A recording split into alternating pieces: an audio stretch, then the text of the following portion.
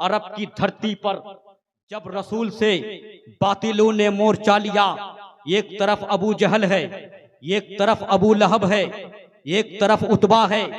इन लोगों ने क्या किया था? इन लोगों का मकसद ये था कि मोहम्मद अरबी को मिटा दो, इस्लाम मिट जाएगा। अब्दुल्ला के बेटा को मिटा दो, इस्लाम मिट जाएगा।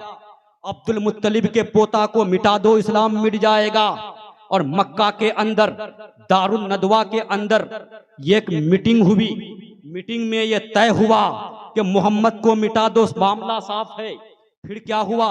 17वीं रमजान की 17वीं तारीख में इस्लाम को मिटाने के लिए जंगे बदर हुई। जंगे बदर में क्या हुआ? जंगे बदर में काफी कोशिश की गई। वहां पर लड़ाई थी। बाप एक तरफ है, बेटा एक तरफ है, चचा एक तरफ है, भतीजा एक तरफ है, मामा एक तरफ है, भांजा एक तरफ है। रिश्ता नहीं देखा जाता है, कोई इधर है तो कोई उधर है। लड़ाई आलम शबाब में थी, मामला बिल्कुल गर्म था। इतने में क्या हुआ? दो छोटा सा बच्चा मुआज़ो मुअव्वज़, आज भी अशरफी खानदान में मुआज़ो मुअव्वज़ जिंदा है। मुआज़ो मुअव्वज़ ये दो बच्चे थे। इन दोनों बच्चों की रगों के अंदर इस्लामी खून जोश मारने लगा और अब्दुर्रहमान इब्ने औफ के कान में जाकर चुपके से कहते हैं, या अम्मो हल तारिफो अबा जहली, चचा जान क्या आप अबू जहल को जानते हैं? क्या आप अबू जहल को पहचानते हैं? तो अब्दुर्रहमान इब्ने औफ ने कहा, बेटा तुझे अबू जहल से क्या मतलब, तुझे अबू जहल से क्या लेना, तुझे उससे क्या सरोकार है? तो बच्चों ने जवाब दिया था, कसम खाई है मारेंगे या मर जाएंगे, कसम खाई है मर जाएंगे या मारेंगे नारी को। सुना है गालियां देता है वो महबूबे बारी को, सुना है गालियां देता है वो महबूबे बारी को। अब्दुर्रहमान इब्ने औफ ने हर मुमकिन कोशिश की, मगर बच्चों ने जवाब दिया, चचा जान इस्लाम पीछे हटने का दर्स नहीं देता है, आगे बढ़ने का सबक पढ़ाता है। इस्लाम पीछे हटने नहीं कहता, इस्लाम तो आगे बढ़ने कहता है। इन्होंने रोकने की कोशिश की मगर बच्चे नहीं रुके। मजबूर होकर अब्दुर्रहमान इब्ने औफ ने इशारा कर दिया, वो देख अबू जहल घूम रहा है, वो देख खबीस घूम रहा है, वो देख रसूल का दुश्मन घूम रहा है। देखना था कि मुआज़ो मुअव्वज़ की तलवार हवा में लहराई, फिजा में चमकी, तेज धुंध आंधियों की तरह आगे बढ़े, ओकाबों की तरह झपटे और इतना जबरदस्त वार किया कि अबू जहल को ठिकाने लगा दिया। और ठिकाने लगाकर ये दुनिया को पैगाम दे दिया कि इस्लाम की फितरत में कुदरत ने लचक दी है, उतना ही वो उभरेगा जितना के दबाओगे। सुभान अल्लाह, सुभान अल्लाह। उतना ही वो उभरेगा जितना के दबाओगे। उसी मजहब को मिटाने के लिए मक्के की धरती पर जब किसी भी तरह से इस्लाम को नहीं मिटा पाया, जब अबू जहल की बोलती बंद होती जा रही थी, अबू लहब ने सोचा था सिर्फ मेरी हुकूमत चलेगी, अबू जहल ने सोचा था कि मक्के में सिर्फ मेरी चलेगी, उतबा ने सोचा था कि सिर्फ मेरी चलेगी, कुफ्फार व मुशरिकीन ने सोचा कि सिर्फ मेरी चलेगी। मगर तारीख ने देखा, इतिहास साक्षी है, हदीस गवाह है, जमाना ने देखा कि एक तरफ से सबका सत्यानाश होता चला गया और इस्लाम आगे बढ़ता चला गया। एक दौर वो भी आया कि इस्लाम को मिटाने के लिए हबीब यमनी को खत लिखा, हबीब यमनी को खत लिखा। और हबीब यमनी कौन? यमन का बादशाह हबीब यमनी। हबीब यमनी को खत लिखा कि ऐ यमन के बादशाह, ऐ हबीब यमनी, देखो मोहम्मद नाम का एक आदमी पर आया है जो आमिना की गोद में पैदा हुआ, अब्दुल्ला का बेटा है, अब्दुल मुत्तलिब का पोता है। ये दावा करता है कि यह अल्लाह का नबी है, ये दावा करता है यह अल्लाह का रसूल है। पता नहीं अजीबो गरीब आदमी है, ये अजीबो गरीब आदमी है, ये दावा करता है, कभी दरख्तों को बुला लेता है, कभी कुछ करता है, ये बहुत बड़ा जादूगर मालूम होता है, अजीबो गरीब इंसान है। हम हैरत में हैं, हम अचंभे में हैं, हम मुतहय्यर हैं, हम हैरान और परेशान हैं। करे तो क्या करे? मक्का के लोग इस मोहम्मद की बात मान मानते हुए चले जा रहे हैं, इस्लाम फैलता हुआ चला जा रहा है, इस्लाम रुकने का नाम नहीं लेता। ऐ यमन का बादशाह, तुम्हारा मक्का वालों पर बहुत बड़ा बड़ा एहसान है, तुम यहाँ पर आ जाओ और मक्का वालों को समझाओ, वो तुम्हारी बात मान लेंगे, तुम्हारी बात कबूल कर लेंगे। हबीब यमनी खत का मजमून पढ़ा और खत पढ़कर सीधे मक्का की तरफ रखते सफर बांधा, रवाना हो गया। यमन से मक्का आया। मक्का आने के बाद अबू जहल से पूछा मामला क्या है। अबू जहल ने बताया ये अब्दुल्ला का बेटा, ये अब्दुल मुत्तलिब का पोता, ये मोहम्मद नाम का आदमी नाक पर दम करके रख दिया है, अजीबो गरीब चीजें दिखाता है, ये बड़ा जादूगर मालूम होता है, इसका दीन बनाया हुआ दीन फैलता जा रहा है, इसे कैसे रोका जाए, इसलिए तुमको बुलाया गया है। हबीब यमनी ने कहा अय अबू जहल, मैं तो तुम्हारी सुन लिया, अय अबू लहब तुम्हारी सुन लिया, अय उतबा तुम्हारी सुन लिया, जरा उस मोहम्मद की भी सुन लूं, वो क्या कहते हैं, उनका क्या कहना है, उनका क्या कौल है। दावत दी गई, वो सैयदुल अंबिया, वो इमामुल अंबिया, वो नबीयुल अंबिया, वो जलाल ऐवान सुलैमा, वो तुर्र नासिया सुंबुलिस्ता तशरीफ लाए। अबू बकर सिद्दीक भी साथ में गए, तशरीफ लाए। किसी को बोलने की ताकत न हुई, किसी को बोलने की हिम्मत न हुई, तशरीफ लाए और कहने लगे, फरमाया ऐ यमन का बादशाह बता तू चाहता क्या है, तुम्हारी ख्वाहिश क्या है। तो यमन के बादशाह हबीब यमनी ने कहा जरा ये बता ऐ मोहम्मद, क्या तू दावा करता है रसालत का, क्या तू दावा करता है नबूवत का, क्या तू अल्लाह का नबी है। कहा हाँ मैं नबी हूँ, हाँ मैं अल्लाह का भेजा हुआ हूँ, हाँ मैं रसूल हूँ, बात क्या है।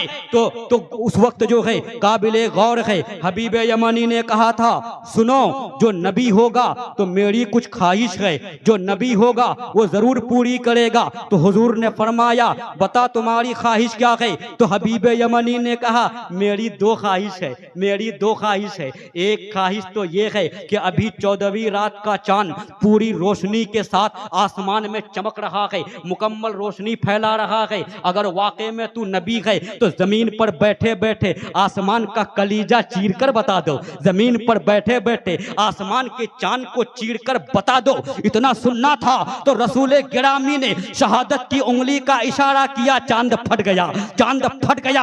और हजरत अस्मा फरमाती है, मुस्लिम शरीफ में है कि एक टुकड़ा एक तरफ गायब हुआ, दूसरा टुकड़ा दूसरी तरफ गायब हुआ, और किसी रिवायत में है कि एक मशरिक में गायब हुआ, एक मगरिब में गायब हुआ, किसी रिवायत में है कि एक शिमाल में गायब हुआ, एक दक्षिण में गायब हुआ, एक उत्तर में गायब हुआ। फिर जब नबी ने दोबारा इशारा किया, दोनों टुकड़ा आपस में आया और आपस में मिलकर मुकम्मल माहे कामिल बन गया, मुकम्मल चांद बन गया। जब टुकड़े कर दिया तो नबी ने फरमाया ऐ हबीब यमनी अब बता दूसरी ख्वाहिश क्या है, तुम दूसरी चीज क्या चाहते हो, तुम्हारी दूसरी तमन्ना क्या है, तुम्हारी दूसरी आरजू क्या है। तो हबीब यमनी ने कहा कि जो नबी होगा वो गैब दा होगा, वो गैब की खबर बता देगा, तो तू खुद ही बता दे मैं दूसरी बात क्या चाहता हूँ। तो वो आलिम गैब नबी फरमाते हैं ऐ मक्का के दरो दीवार सुनो, ऐ हबीब यमनी सुनो, ऐ अबू जहलो अबू लहब सुनो, और ऐ यमन के बादशाह खास तौर से सुन लो, तुम्हारी दूसरी ख्वाहिश क्या है। तुम्हारी दूसरी ख्वाहिश ये है कि तुम्हारी एक बेटी है जिसका ना हाथ है, जिसका ना पैर है, जिसकी ना आंखें हैं, जिसके ना कान है, तू चाहता है कि अच्छी हो जाए, जा मैंने शिफा दे दी, जा मैंने शिफा दे दी। इतना कहना था कि हबीब यमनी पुकार कर कहता है ऐ मक्का के दरो दीवार सुन लो, ऐ अबू जहल सुन ले, ऐ अबू लहब सुन ले, ऐ कुफ्फारो मुशरिकीन सुन ले, मैं तौबा करता हूँ और मैं इस्लाम लाता हूँ, मैं कलमा पढ़ता हूँ ला इलाहा इल्लल्लाह मुहम्मदुर रसूलुल्लाह। कलमा पढ़कर मुसलमान हो गया और पुकार कर कहा कि सिर्फ मुसलमान ही नहीं, मैं यमन में जाऊंगा, इस्लाम की तबलीग करूंगा, इस्लाम का नियम बताऊंगा, इस्लाम का फार्मूला बताऊंगा। तारीख बताती है, इतिहास साक्षी है कि हबीब यमनी वो हुजूर से इजाजत लेकर चले गए, घर की तरफ रवाना हो गए। रात का वक्त था, रात के सन सन्नाटे में जब अपने घर के दरवाजे पर दस्तक दिया तो क्या देखा? वही बेटी जिसका कल हाथ नहीं था, वही बेटी जिसका कल पैर नहीं था, वही बेटी जिसकी कल आंखें नहीं थी, वही बेटी जिसके कल कान नहीं थे, वही दरवाजा खोल रही गए, वही दरवाजा खोल रही गए। तो यमन के बादशाह ने पूछा, बेटी तेरा हाथ नहीं था, तेरा पैर नहीं था, तेरी आंखें न थी, तेरे कान न थे, ये सब कैसे हो गए? तो बेटी ने जवाब दिया, बाबा मैं रात में सो रही थी, मैंने सपने में देखा, मैंने ख्वाब में देखा एक नूरानी चेहरा वाला, काली जुल्फें वाला ख्वाब में तशरीफ लाया और कहने लगा, बेटी मैं तेरे बाप को मक्का की धरती पर कलमा पढ़ाता हूँ, तू यमन में पढ़ ले, तू यमन में पढ़ ले।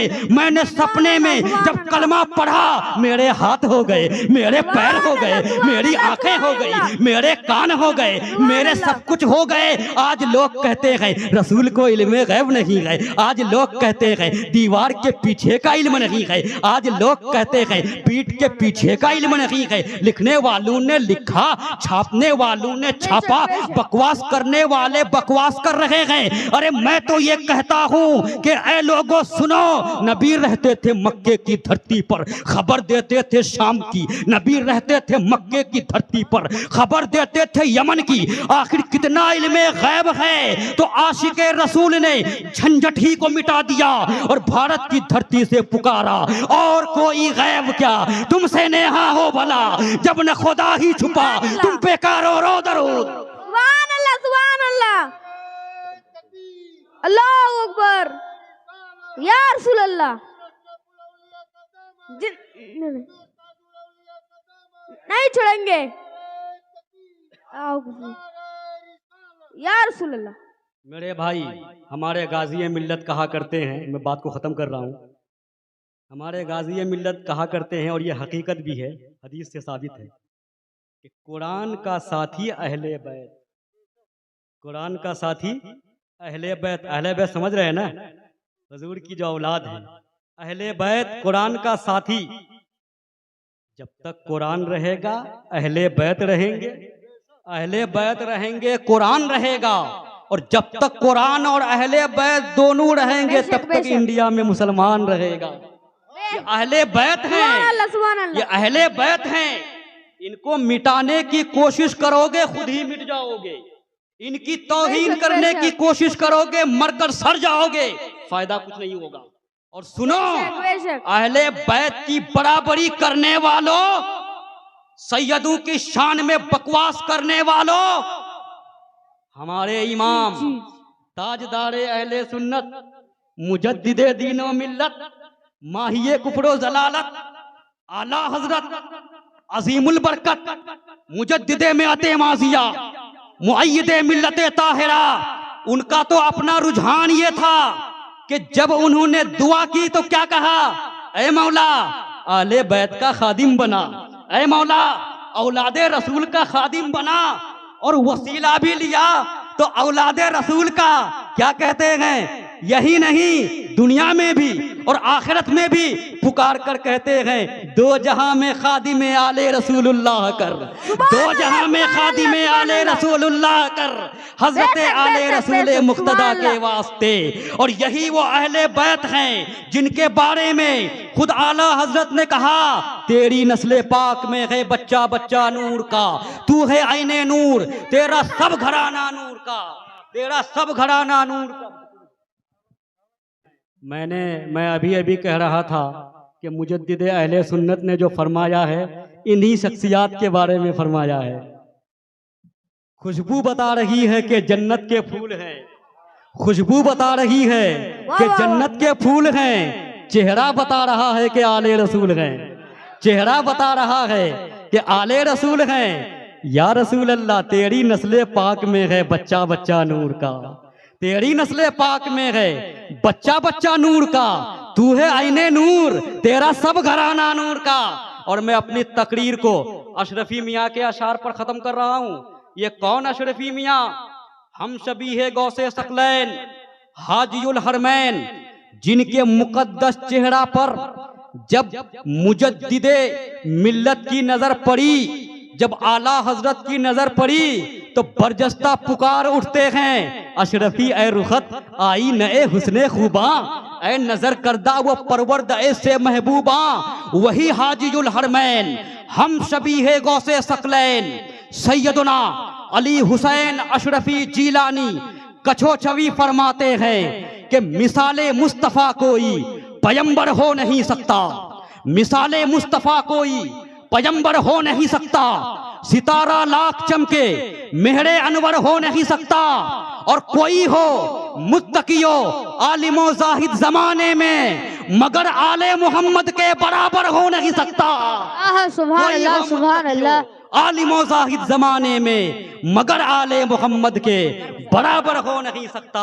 मैं अपनी तकरीर को ख़त्म कर रहा हूँ, अगर बोलने में कोई ख़ता हो गई हो तो मैं भी पढ़ता हूँ, आप भी मेरे साथ में पढ़ें। अस्तगफिरुल्लाह रब्बी मिन कुल्लि ज़ंबि व अतूबु इलैह, ला इलाहा इल्लल्लाह मुहम्मदुर रसूलुल्लाह सल्लल्लाहु अलैहि वसल्लम।